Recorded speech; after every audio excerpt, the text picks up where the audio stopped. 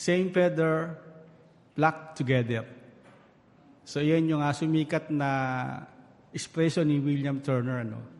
Totoo kaya ito na lahat ng mga ibong lumilipad na magkakasama, sila rin yung magkakauri? Totoo, Kaya gaya ng makikita ninyo sa picture, mga ibon na iisa yung uri. At doon sa lugar namin, doon sa may Caloocan, kapag pinalipad yung isang kalapati, sunod-sunod na yung mga kalapati lumilipad. At walang ibang kasamang mga ibon yun, kundi puro kalapati lang.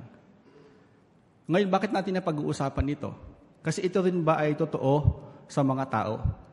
Na kung sino yung iyong mga kasama, ganung uri ka rin ng tao at ganun din ang iyong katangian. Posible, Halimbawa, pag-usapan natin ng sports. Kung ikaw ay mahilig sa basketball, siyempre, ang mga kasama mong mga kaibigan, mahilig din sa basketball. At kung ikaw ay mahilig sa musika, ang mga kasama mong kaibigan ay mahilig kumanta at mugtog ng mga instrumento, hindi ba? Kaya kung minsan, sinasabi ng ating mga kasama kung anong uri tayong mga tao, kung ano yung ating mga hilig at ano yung ating mga katangian. Pero kumusta sa Biblia? Ito rin ba ang pangmalas ng Biblia? Tingnan natin yung binabanggit ng Kawikaan, Kabanata 13, ang talata ay 20. Paksuyo sa inyong mga Bible. Kawikaan 13:20. Ang lumalakad na kasama ng marurunong ay magiging marunong, pero ang sumasama sa mga mangmang ay mapapahamak. So ano daw yung sumasama sa marunong magiging Magiging marunong. Pero yung taong sumasama sa mangmang, magiging siya? Hindi lang magiging mangmang, Ang sabi ng Biblia, mapapahamak. Kaya nakita niyo ba mga kapatid kung gaano kahalaga na tayo ay pumili ng ating mga kasama ng may katalinuhan. Kasi kahit hindi tayo ganung uri ng tao, pagka lagi natin silang kasama, ang sabi ng Biblia, magiging ganun din tayo. Pero ano ba ibig sabihin ng salitang marunong at mangmang na tinutukoy ng Kawikaan, Kabanata 13, talata 20? Ang salitang marunong o ang taong marunong, siya ay kumikilos taglay ang pagkamakatwiran at katalinuhan, gumagamit ng matalinong mga pagpapasya at umiiwas sa mga panganib. At sa Biblia, pag sinabing ikaw ay marunong, ikaw ay taong may takot kay Jehovah. Kaya hindi ito yung taong mayroong mataas na pinag-aralan o mayroong mataas na edukasyon. Ulitin ko, ang karunungan ay pagkakaroon ng takot kay Jehovah. Pero kumusta naman yung salitang mangmang? Kung titignan natin yung lumang sali ng ating Bible ng Bagong Sanlibutan, ginamit dyan yung salitang hangal. Sabi dyan, siyang nakikipag-ugnayan sa hangal ay mapapariwara. At sa wikang Hebreo, yung salitang hangal ay nangangahulugang manhid sa moral o manhid sa katotohanan hinggil sa moral. Kaya hindi rin siya yung taong walang pinag-aralan. Kahit na ikaw ay mayroong pinag-aralan, ikaw ay doktor, engineer, o anuman yung katayuan mo sa buhay, kapag ka-immoral ang iyong paraan ng pamumuhay, ano ang tawag sa iyo ng Bible? Ikaw ay mangmang. Kaya mahalaga na tayo ay kumilos at pumili ng mga kaibigan na mayroong taglay na karunungan. At ito ay kinilala ni Haring David. Kinilala ni David ang kahalagahan ng mabubuting kasama. Hinangad niya ang pakikipag-kaibigan ni Jehovah na kinikilalang hindi maaari ito kung siya ay may kisama sa mga taong balakyot. Kaya nga doon sa Awit, Kabanata 26, makikita natin yung ilang mga talata doon na talagang si David ay determinado na iwasan yung mga taong masasama. Talakayin natin sandali yung Awit, Kabanata 26. Pili lang tayo ng ilang mga talata. Halimbawa doon sa 4. Ang sabi ni David, hindi ako sumasama sa mga taong mapanlinlang at iniiwasan ko ang mga mapagkunwari. Sa 5, napupuot ako sa masasama at hindi ako nakikihalubilo sa kanila. Laktaw tayo doon sa talata 10. Ang sabi diyan, ang kamay nila ay gumagawa ng kayahiyang mga bagay at ang kanang kamay nila ay puno ng suhol. O sa 11, maganda yung binanggit, Pero ako, sabi ni David, lalakad ako ng tapat. Iligtas mo ako at kaawaan.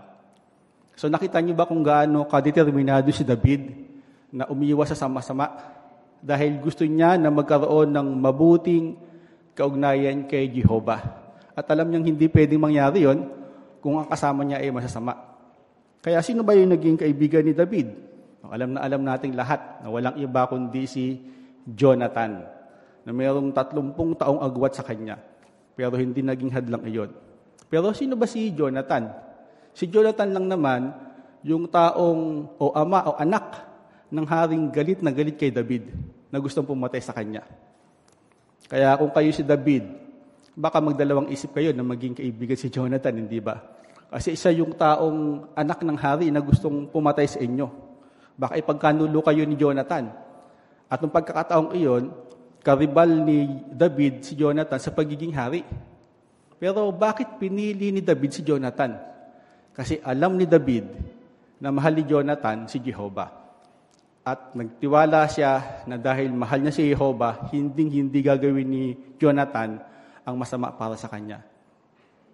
Totoo ang nangyari, no? Itinago ni Jonathan si David at ikinubli sa kanyang ama.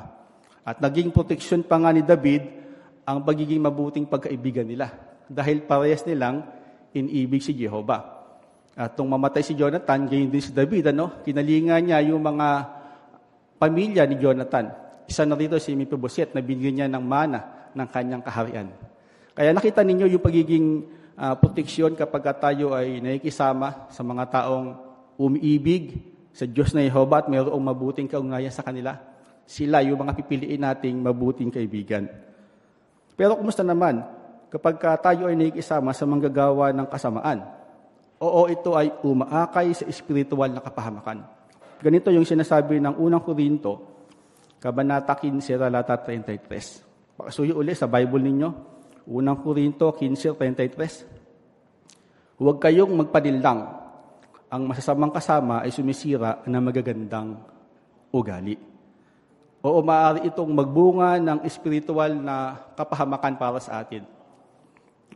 Halimbawa, gaya ng binabanggit ng ating reference doon sa 1989 na inilathala ng gumising. Nais kong banggitin sa inyo yung karanasan ng isang kabataan. Yung kabataan na to ay ipinanganak na saksi ni Jehovah. So, isipin natin na siya ay pinalaki ng kanyang mga magulang sa pangkaisipan at patnubay ni Jehovah. Pero ang kabataang ito, mas gusto niyang sumama sa mga taga-sanlibutan. At ayaw niyang mapaiba sa kanila. Kaya nung teenager siya, tuwirin niyang iniwan yung organization. At sabi niya, ayaw niyang maging saksi. At gano'n nga ang nangyari, siya ay natuto sa mga bisyo, pero nung bandang huli, napag-isip-isip niya mali yung kanyang ginagawa. Kaya bumalik siya sa organization at sa pagkakataong ito, nakapag-asawa siya ng isang sister. Pero dahil talagang mahal niya yung sanlibutan, muli bumalik siya doon at iniwan niya yung kanyang asawa. Natiwalag siya. Sa pagkakataong ito, hindi lang siya naging sugapa sa droga, kundi nagbebenta na rin siya ng mga ipinagbabawal na gamot. At naging immoral ang kanyang paraan ng pamumuhay. Pagka sinabi nating immoral, siyempre iba-iba yung kanyang napapangasawa. At sumama siya sa mga gang. Pero sa isang pagkakataon, dahil nga naitanim sa kanya yung katotohanan, hindi niya namamalayan na nagpapatotoo pala siya. Kaya ang sabi sa kanya ng isang kaibigan niya, ipokrito ka. Kasi hindi nakikita sa paraan ng pamumuhay mo kung ano yung sinasabi mo. Kaya muli, natawan uli itong brother na ito. Iniwan niya ngayon ang masamang mga kasama at muling bumalik sa organization. Kaya nausap yung mga elder, sa madaling salita, nakabalik. At ngayon, determinado na siya na sundin kung ano ang mga pamantayan ni Jehovah. Pero nakakalungkot, mga ilang panahon lang, tinawagan siya ng kanyang doktor. At ang sabi sa kanya, siya ay mayroong sakit na AIDS. Nakakalungkot, hindi ba? Kaya ano ang aral na nakita natin? Lalo na sa mga kabataan na narito. Mga kabataan, hindi na ninyong kailangan mapahamak at danasin ang masasamang resulta para lamang matuto. Nariyan ang inyong mga magulang, nariyan ang organisasyon, nariyan ang Biblia, ang mga elder na handang tumulong at gumabay sa inyo.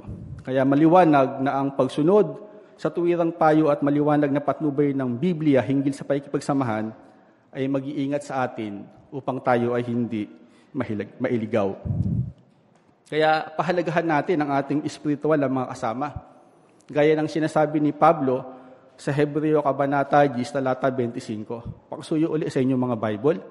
Hebreo 10:25. At huwag nating pabayaan ang pagtitipon natin gaya ng nakaugalian ng iba, kundi patibayin natin ang isa't isa at gawin natin ito ng higit pa habang nakikita nating papalapit na ang araw.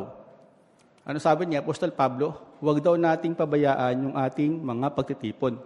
Bakit? Kasi dito tayo napapatibay. Dito nakakasama natin yung mga taong umiibig kay Jehovah.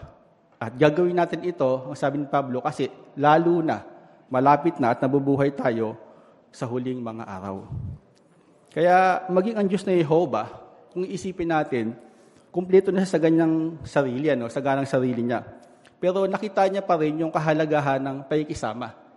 Kaya lumikasan ng pagkarami-raming mga anghel, laksa-laksang mga anghel na naglilingkod sa kanyang trono. At ang itong mga anghel na ito ay masayang-masaya na naglilingkod sa kanyang harapan. At sila lahat ay pinagpapala ni Jehovah. Pero kumusta yung mga anghel na di tapat at tumiwalay sa organisasyon sa langit? Ano yung nangyari sa kanila? Doon sa 2 Pedro, Kabanata 2, talata 4, sila ay nakataan para sa paghuhukom. Kaya nakita ba ninyo na ang paghiwalay sa organisasyon ni Jehovah ay maaaring magbunga ng kapahamakan? At ang espiritual na pakikipagsamahan, ito ay proteksyon laban sa atin, laban sa panlulumo, pag-aalinlangan, at pagiging biktima ni Satanas na Diablo. Ano ibig sabihin nito? Pagiging biktima ni Satanas na Diablo. Kasi siniskip ni Satanas na ihiwalay ang isa sa loob ng organisasyon at mailayo sa Diyos na Jehovah. Kaya sa unang Pedro, Kabanata 5, talata 8 at 9, pinakita kung anong uri o kung paano inalintulad si Satanas sa isang liyong umungal. Basahin natin. Unang Pedro, Kabanata 5, talata 8 at 9. Sabi niya, panatilihin ang inyong katinuan, maging mapagbantay. Ang kalaban ninyo, ang Diablo, ay gumagala-gala ng gaya ng isang umuungal na leon na naghahanap ng malalapa. Pero manindigan kayo laban sa kanya at maging matatag sa inyong pananampalataya dahil alam ninyong ang ganoon ding mga pagdurusa ay nararanasan ng lahat ng kapatid ninyo sa buong mundo. Saan inhalin tulad si Satanas na Diablo?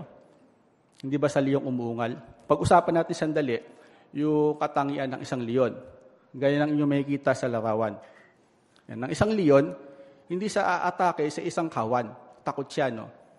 Kaya ang gagawin niya, uungol siya ng pagkalakas-lakas upang takutin ang kawan. At kapag ang isa ay natakot dito at tumiwalay, gaya na makikita ninyo sa susunod na picture, yan, yung pagkakataon na leon, atakihin ng isa. At sa bandang huli, susunod na picture, kahit na napakalaki ng kanyang inatake, kayang-kaya niyang gawin ito kasi nahiwalay na sa kawan. No? Sa katulad na paraan, mga kapatid, ganyan na ganyan si Satanas sa Diablo. No? Kapag ang isa ay humiwalay sa organisasyon, ito yung pagkakataon na umatake si Satanas. At anong aral yung makikita natin sa picture? Malaki yung inatake ng leon. Kaya wag natin sabihin malakas tayo sa espiritual.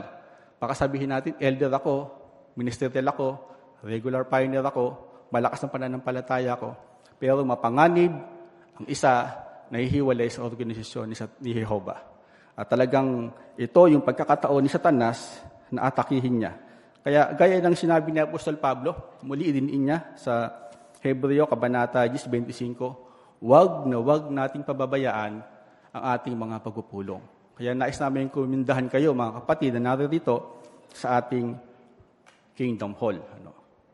Pero safe na ba tayo kapag pumili tayo ng mga kaibigan sa loob ng organization?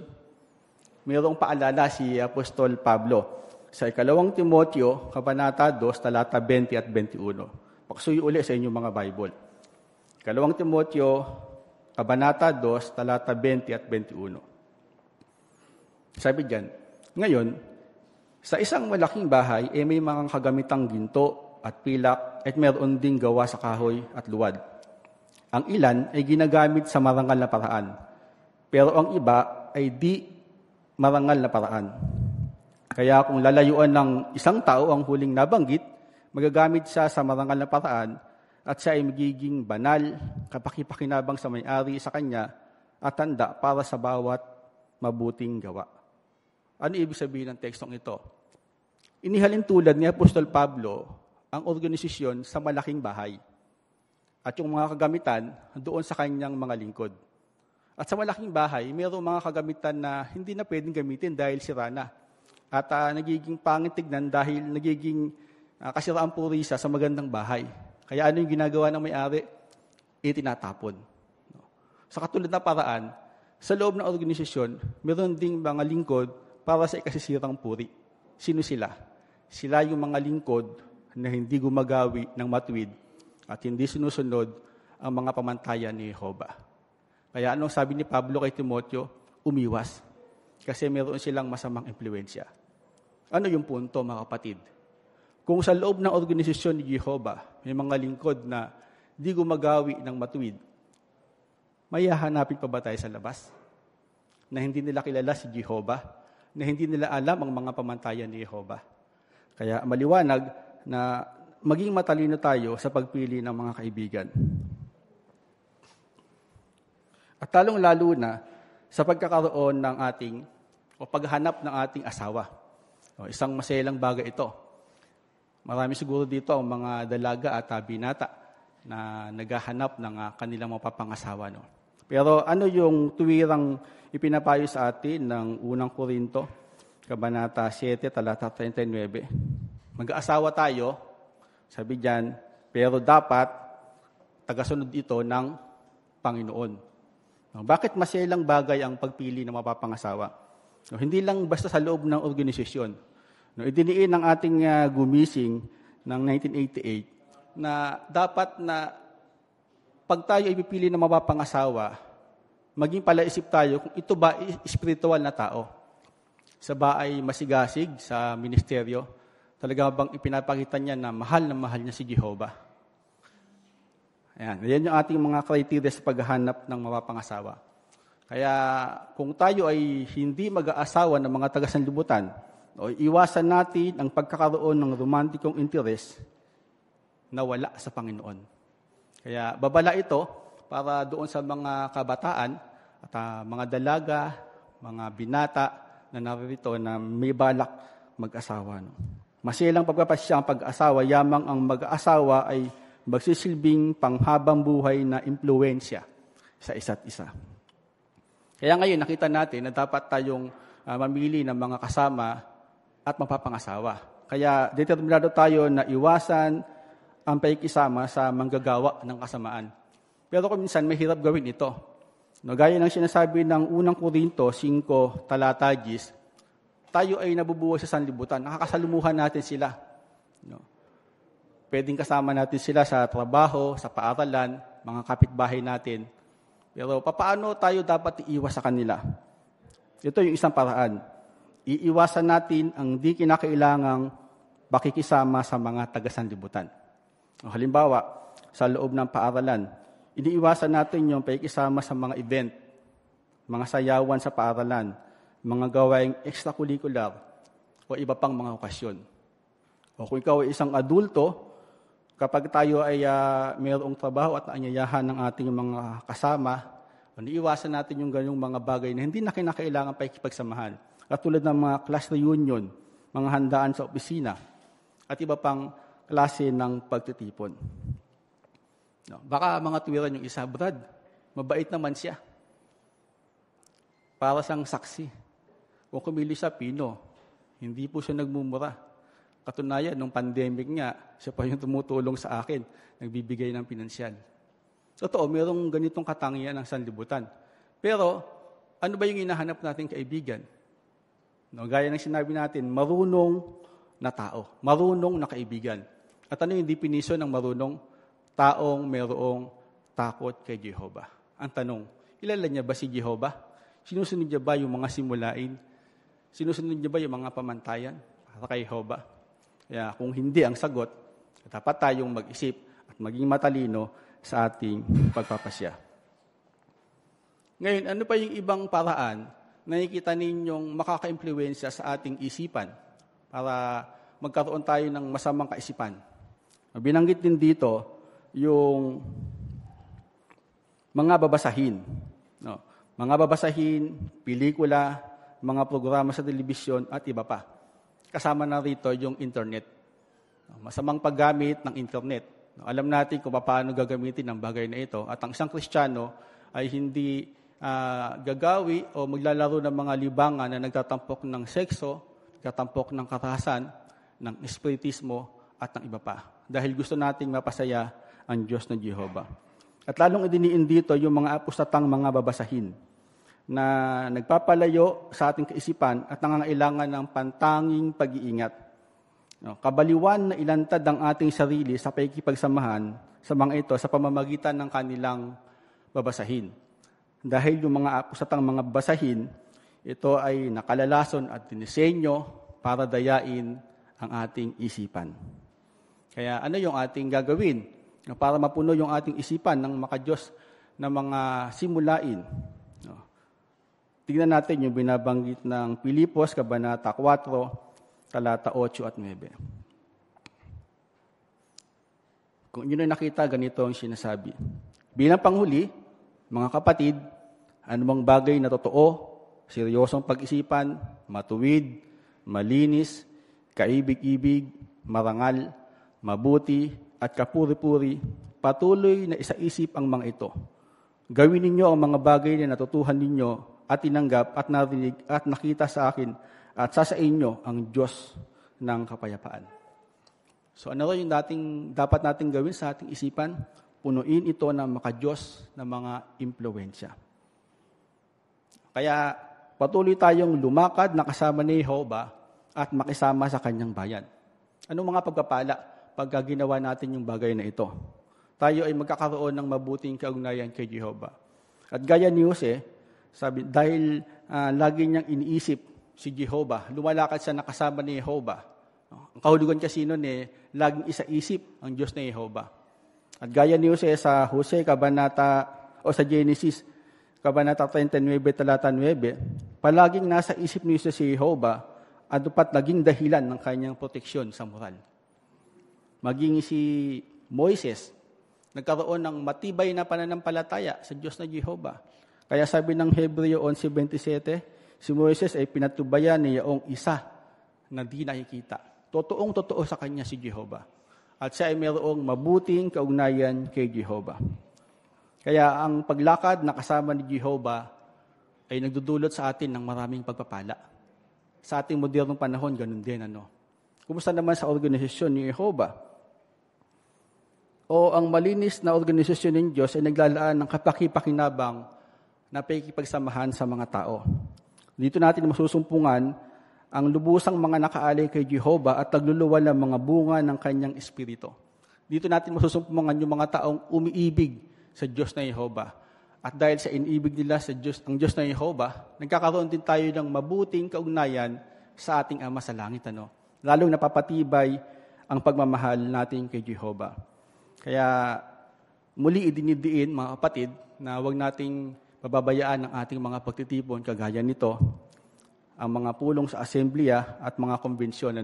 Dahil kasama natin dito ang mga tapat na naglilingkod kay Jehovah. Tayo rin naman, hindi lang tayo ang dapat patibayin. Tayo rin naman ay magpatibay sa ating mga kapatid. Maibigin natin silang tulungan na ipagpatuloy ng aktibong pakikisama sa mga pulong at mga pagdilingkod sa larangan. Gaya ng pagkakaibigan ni David at ni Jonathan, maaari din tayong magkaroon ng gayong pakikipagkaibigan sa loob ng Kristiyanong kongregasyon.